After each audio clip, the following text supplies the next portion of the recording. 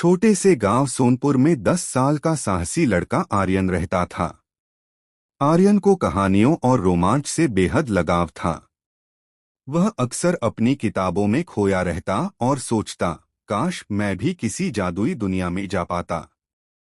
एक दिन गांव के पास के जंगल में एक अजीब सी घटना हुई। लोग कहते थे कि वहां से रात में रोशनी चमकती है और अजीब आवाजें सुनाई देती हैं। लेकिन किसी में हिम्मत नहीं थी कि जाकर देखे। आर्यन के मन में उत्सुकता बढ़ती गई। उसने ठान लिया कि वह इस रहस्य को सुलझाएगा। भाग 2 रहस्यमय दरवाजा। अगली सुबह आर्यन अपने दोस्तों मीरा और कुश को साथ लेकर जंगल की ओर चल पड़ा।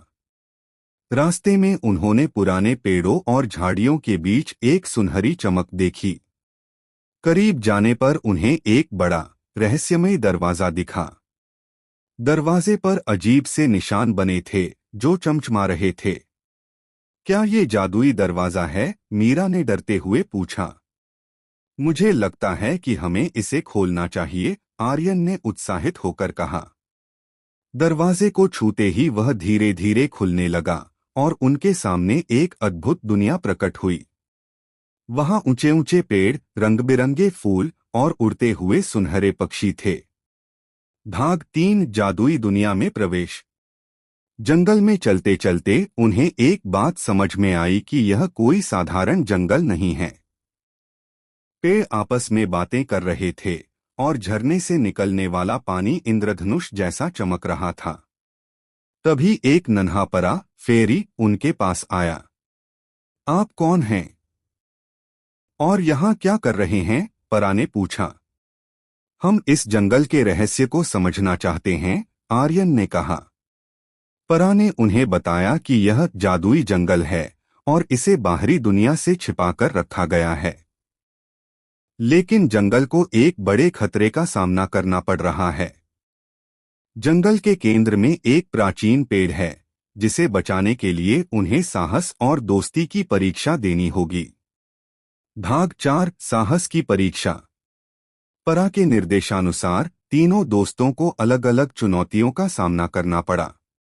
आर्यन को एक दुष्ट ड्रैगन से लड़ना पड़ा जो प्राचीन पेड़ का रास्ता रोककर बैठा था।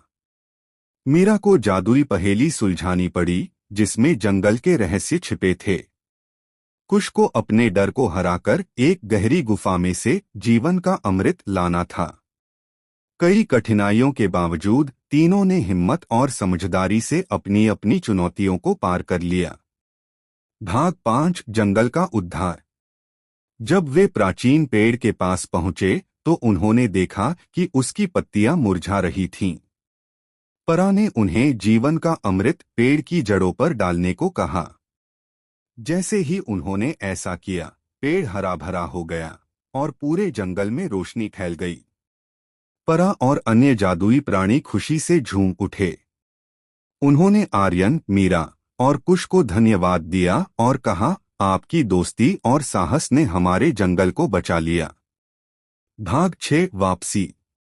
जंगल ने उन्हें उनके साहस और ईमानदारी के लिए एक खास तोहफा दिया, एक जादुई किताब जो हमेशा उन्हें नई कहानियों और रोमांच के रास्ते दिखाएगी। तीनों दोस्तों ने वादा किया कि वे इस जादुई जंगल के रहस्य को हमेशा सुरक्षित रखेंगे। वे जब गांव लौटे तो उनकी आंखों में खुशी और दिल में गर्व था।